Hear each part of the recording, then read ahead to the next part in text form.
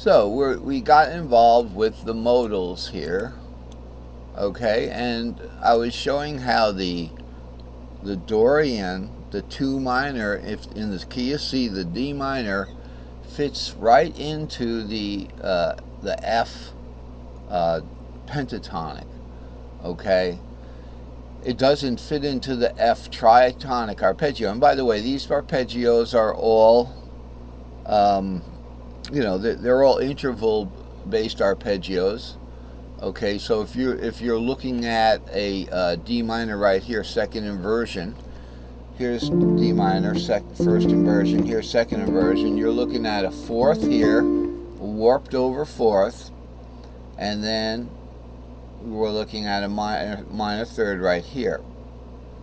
Okay, so that's a minor third, string to string, because you go up. Here's a fourth, and the whole step down from a perfect fourth is a perfect third.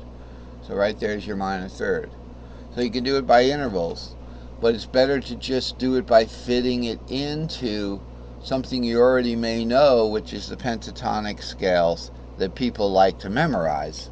You know, I mean, when you hear like a country band or something, you know, going like something like,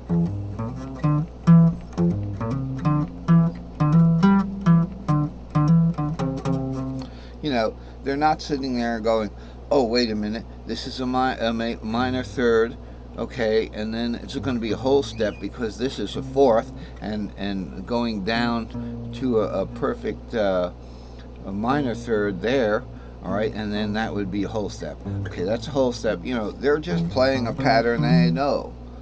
It's a pattern. It's a pentatonic scale that they know. I'm not going to call it a pattern because a pattern is all P fourths.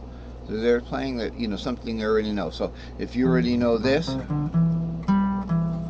then you can fit into that C pentatonic its relative minor, which is up here again, which would be the A minor, you know, cage bound arpeggio. Now, of course, you know, the way it goes with arpeggios, if you wanted to start on that A minor arpeggio, A minor is the 6th, you would start it here, and that would be an, you know, that would be a cage transversing arpeggio, which then you could do the intervals easier. Here's a minor third, a major third, a fourth. Okay, and then we have we're going to start over again. We're at octave. Then we have a warped over minor third, so it's brought over closer to us. Then we do just another, hey, staircase, another major third, normal looking interval. So that's how we get, okay. Whoops, I messed it up. Okay. But cage bound, how do we do cage bound? Oh no, don't tell me I gotta recalculate where these things are. You don't. You just fit that arpeggio into the pentatonic. So that's fine. We've learned that, and we've done it in lessons before, and hopefully I've clarified it in this lesson. But now we're looking at how to play diatonics. And you know, just one more mention of the situation with the Mixolydian 5th and the Phrygian 3rd is the same exact relationship. So you know, that big G pentatonic that you can do in the C box, okay, you can fit the Phrygian 3rd arpeggio into it. Now that third's going to be the E minor, because you have a G shape, you go one down from that G major shape and you get its relative 6 minor. If you're playing the relative 6 minor, that's E shape, you go one up from E shape to get to the G shape in the pentatonic scale. In this little scheme, you're going one down in the cage, but cage is backwards, so you're going down and backwards, you're going up. I know it's kind of difficult. So anyway, but that E minor arpeggio would be on string 3rd there, and then a major third, then octave, then another minor third to the G again. Now we got, this is cage bound now, so we got to stay in the C cage, and then we just go right up the ladder there, 3 to the bar. I like that.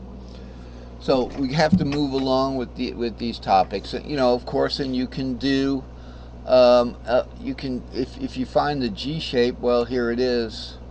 This is your G shape box here. You would be able to do the root. It's going to be for the Phrygian, going to start on the 3 there, so it'll be over here. Okay, this is the 3, 5, 7 Phrygian. Now that should be, that is a G shape right there. And notice here's our G minor shape. So it's not in the G box, it's in the A box, because we have to play a G minor. And in the A box, its relative minor is G minor shape. So here we're looking at a G minor shaped, which is a root chord, Phrygian, that's unbound, so it crosses over to the next cage. And by the way, if you're crossing over to the next cage, and this is a good subject for today's, which is playing the long patterns that taking us in the other direction now. This arpeggio's going towards the fret nut, but the long patterns are going to take us away from the fret nut. We're going to start on one long pattern, and we're going to end up on the next cage up. So we'll be starting on, like, you know, the C cage will end, well, we don't have a long pattern for the C cage, but whatever cage you're starting on, whether we invoke the long pattern, the top string is going to be the string shape of the next cage up. In this case, we're going to go from the A cage with the G minor, and we're going to end up, this is unbound arpeggio, so let's just play that one. Maybe I can get it from way up here. 3, 5, 7, octave, and then a staircase. Just like before, I explained it because it's the same thing. Now we're in the E box. So we've gone from the, we're in the D box there, right? Okay. We're in that D, no, that's not the D box, that's the G box. That is the G box. I don't know why there's a DC there. So this gets into the other chart.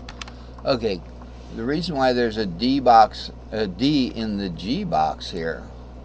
This is our G box here. Okay, so what we're looking at is this A box over here, but our pattern transverse boxes. So we had the G minor shaped E minor, and then going into a C minor shaped E minor. Okay, the reason why the D is here is because G cross C cross D, we're doing the Mixolydian. So that's the Mixolydian mode, you know, in the modal, the little list of pentatonic letters.